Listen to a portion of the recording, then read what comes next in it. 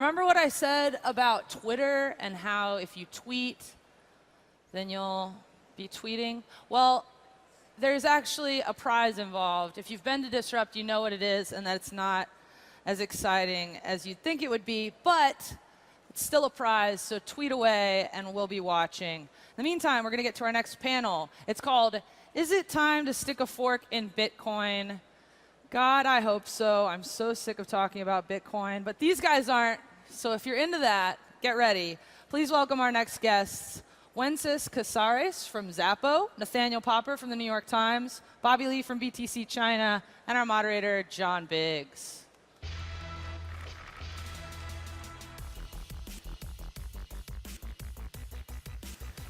You go there. Hi, I'm John Biggs, and we're selling Bitcoin today. Do we know what Bitcoin is, everybody? 3 people. 3 people. These guys, this guy right here, he loves it. Everybody knows what Bitcoin is? Ask who knows Satoshi. You know. What are we asking? Satoshi. I think is Satoshi here? That would be really cool if he showed up. First row. Cool. So I'm John Biggs. I'm a reporter. There's also another reporter down here, Nathaniel Popper. He wrote a book about Bitcoin. A book, if you're not familiar, is a piece of paper.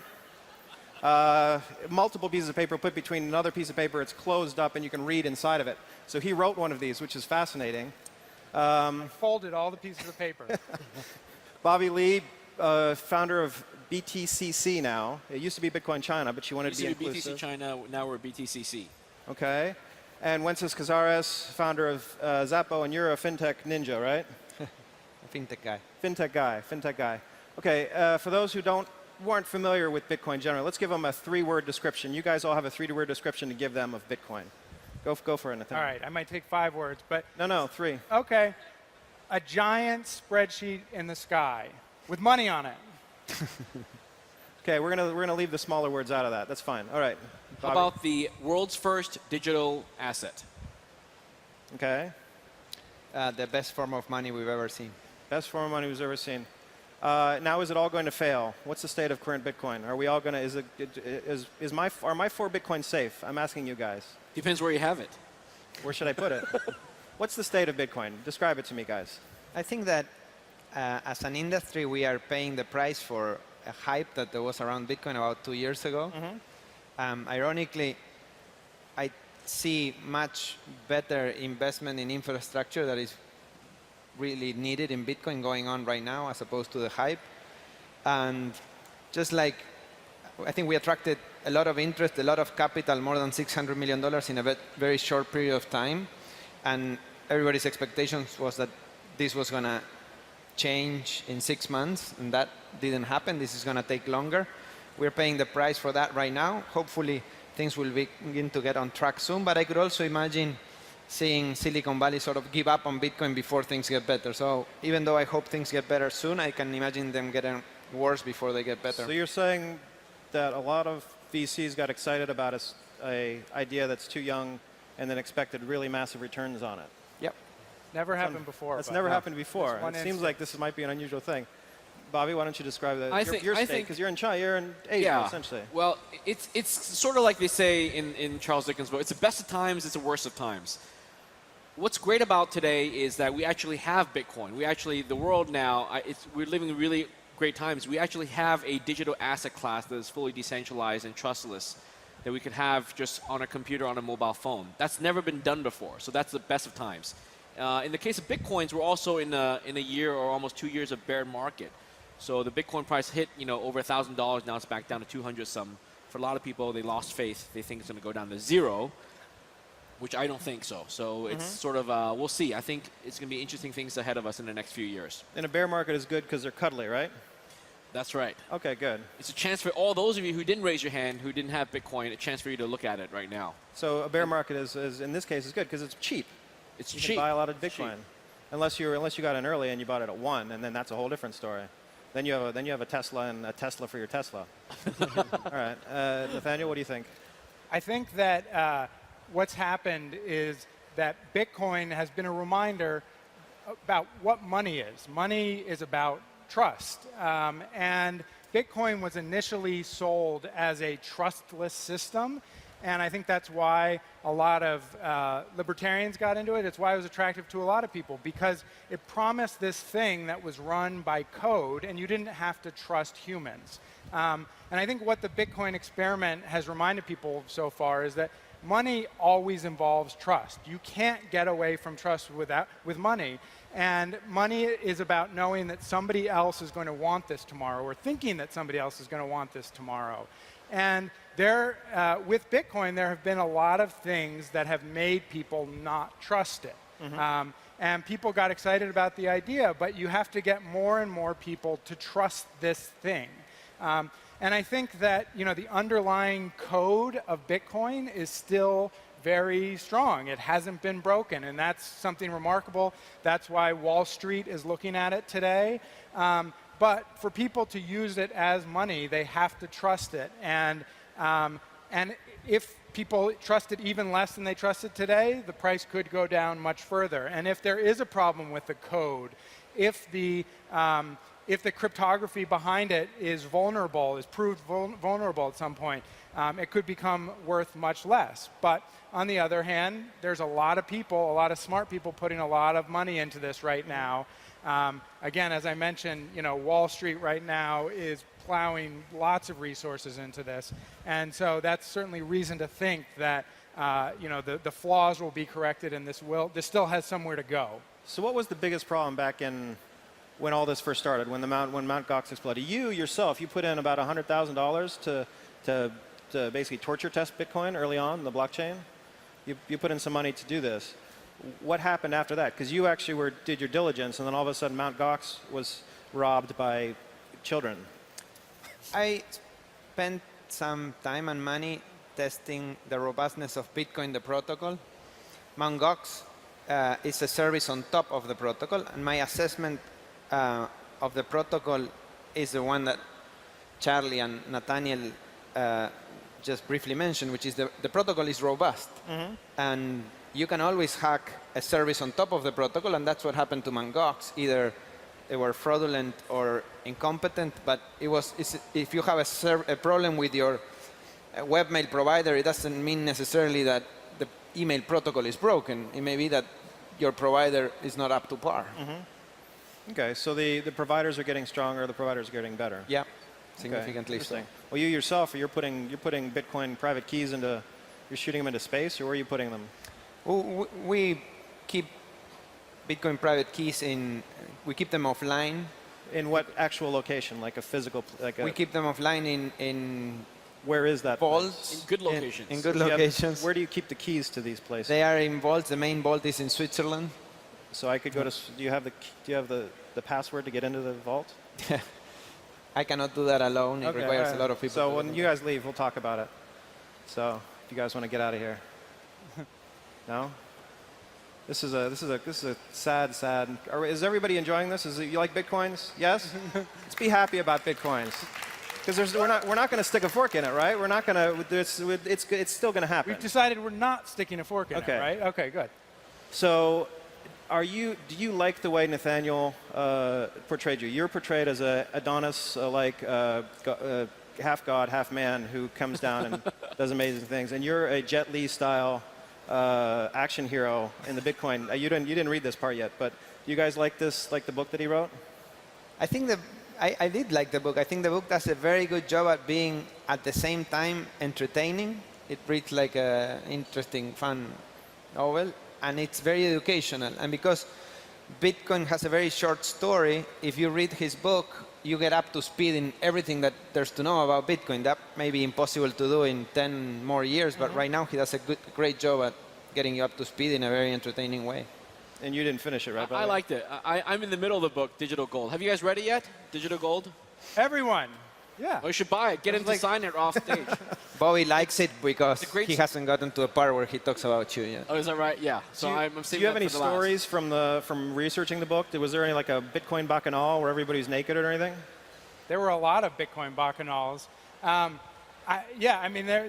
The book opens at this event up in Tahoe. Actually, the latest edition of it was just this weekend, a private event held by Pantera Capital that brought together a lot of the big people. And what's interesting is that this event, held at Dan Moorhead's vacation house with his $1 million speedboat out on the lake, is a gathering of these early guys who, many of whom were libertarians, scattered around the globe, a lot of them not terribly social people. And then you see all the phases of Bitcoin's development. And that was really what drew me to write the book, is that it's a great story. If nothing else, if it goes away tomorrow, the fact that this thing came out of nowhere 6 years ago and became a global phenomenon and something that people actually spent money on is crazy. And but at the same time, I think to understand it, and to understand really any technology, it really is useful to understand the people who are behind it and the people who are deciding to use it. Bitcoin is frequently a very forbidding topic for people. You get into the cryptography, you get into the code of it, and it is very difficult to understand. But if you understand people like Bobby and Wences and understand why it is, it made them so excited. I mean, this guy, basically left his job. He sold his company to do this. What about Bitcoin could get people so excited? And it wasn't just one thing. It was a lot of different things. In Wences's case, he grew up in Argentina. You can tell us about it. Bobby, he grew up the grandson of immigrants who escaped the communist revolution. And those historical experiences played into why Bitcoin was attractive. And very different things in very different places. And that tells you a lot about the world, even if you're not going to buy a Bitcoin. And it certainly tells you a lot about why Bitcoin could matter and what it could do in the future. Well, it will matter for sure. Don't get the wrong idea. I don't think. Do you think Bitcoin's going to go away? I think it could. I don't think either of you think that. And I think there are enough people who don't think that it gives it a very good chance of not going away. The way I see it is Bitcoin is not going anywhere away the way internet is going away. So if any of you believe the internet might go away, then Bitcoin might go away. As long as the internet is with us, Bitcoin will be with us, because it's really the world's first and most successful form of electronic money and value that is not controlled by any government or system. So Bitcoin is already moderately successful, I would say. And the reason it is moderately successful is because people actually value this. So the genie is out of the bottle. I think that I can imagine a couple of ways in which Bitcoin fails or disappears. And then there are the things I don't know that I don't know. So I would say that I'm the most biased Bitcoin person I can imagine, the most pro-Bitcoin person I can imagine. And even then, I always tell people that they shouldn't own an amount of Bitcoin they cannot afford to lose, because I think there is a non-trivial chance that that goes to zero. And by non-trivial, I say 20%. But again, I'm very, very biased, right? And if there is a 20% chance that you can lose that money, you should not own an amount of that you cannot afford to lose. At the same time, I think that there is a higher than 50% chance that a Bitcoin is worth more than $1 million. So today it's at 200, so it's a 4,000 times the possible upside. So I think it makes sense to have a little bit of Bitcoin, say 1% of your savings in Bitcoin makes a lot of sense, but no more, because it's a super risky investment that has incredible asymmetry. So has it stopped being a compelling investment for the techno nerds? Is it no longer? If I put a bunch of money into Bitcoin right now, what do you guys think over the next couple of months? I think what it comes down to is, if it succeeds, is it like the internet? Is it like the TCP/IP protocol? Or is it like DARPANet? I think that's actually the big question that faces Bitcoin right now. That's fair. Is it the predecessor to the thing that matters, or is it the thing that matters, right? There is, you remember at the beginning you said, what is Bitcoin? It's this decentralized ledger, essentially a spreadsheet in the sky that everybody keeps. And that's the idea that right now a lot of people are putting a lot of money into. And I think that genie is definitely out of the bottle, and people are going to find ways to use this in exciting ways. And the question is, are they going to use Bitcoin's decentralized spreadsheet, Or are they going to use a different kind of spreadsheet that they build But that's or called that somebody else built? but that's called a private database, and it has existed for a long time. What's new about Bitcoin is that it's a decentralized, trustless ledger. The second you do it your own, it's called a private database, and they have existed for a very long time. There's nothing revolutionary about that. But Visa keeps a private database that they keep. The banks currently seem to believe that if all of them, if 20 of them or 50 of them are maintaining their records together, and if one of them goes down, when Visa goes down, you're screwed. If in a system where 50 people are keeping the ledger, one of them goes down, you still have 49 of them. That's a little bit more robust. Each time you add somebody in, you get a little bit more robust. Instead of running a database yourself, you run it in a joint venture with others. It's a slight innovation, but I think has nothing to do with a blockchain. Right? The difference is that in the existing banking system in Visa, the so-called private ledger, is the rest of us cannot elect to join the party. It's a boys club, right? Whereas with Bitcoin, anyone can join and become a participant in but the this ledger. is, to me, this debate that we're having right here is the debate over whether Bitcoin is going to matter or whether the technology that Bitcoin has introduced into the world, that Satoshi Nakamoto introduced in the world, whether that's what's going to matter. And I know you're that generally into the blockchain. You're into the blockchain as a concept, or are you into Bitcoin as a commodity? I think that no matter what, Bitcoin itself is likely to continue on as long as the technology, like these things can both happen. The banks can create their private databases if they want, and Bitcoin can continue on. The question is how much each of them draws in. Right now, there are still a lot of people using Bitcoin itself for illegal transactions. It's not the only reason to use it, but there are people using it for that. And if, say, the banks go over here and create their own thing, people are still going to want to use Bitcoin. There are still good reasons to use Bitcoin. So you can have them both. The question is, does this actually end up feeding into this so you get the $1 million valuation? So let's do this. Why don't we give these guys some startup ideas? What do you guys down the line, Nathaniel, I feel like you may feel you have some verve to you right now. What are you guys going down the line? What are the startups that you see connecting to the blockchain, connecting to Bitcoin in the near future? What are you expecting to see? Helping the unbanked, transparent systems for money transfer, et cetera, et cetera. What needs to happen for the for the next Bitcoin to pop up on the scene, or for the next generation, or for the next iteration of Bitcoin? I'll go first. So my suggestion is a lot of startup people here. That's great to see all the entrepreneurs here in the Bay Area, San Francisco. I would say, as you do startups, as you do product ideas, really get into something that you're really passionate about. So for me, it was Bitcoin. For you, it could be something else. It could be blockchain. It could be something, mobile apps or whatever. So really, it's, running a startup is hard. Being an entrepreneur is hard.